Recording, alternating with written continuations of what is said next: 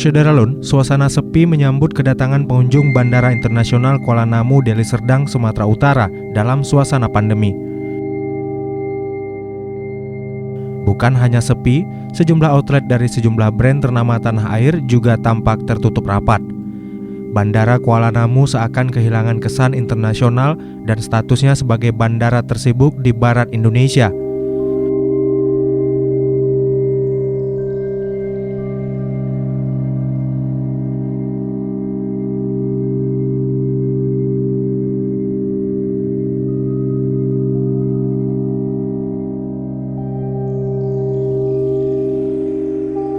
Semenjak pandemi berlangsung, menurut informasi, sehari hanya ada 2 penerbangan dari Kuala Namu ke Banda Aceh. Hal ini juga erat kaitannya dengan maskapai mengurangi penerbangan, serta keran keluar masuk wisatawan terhenti.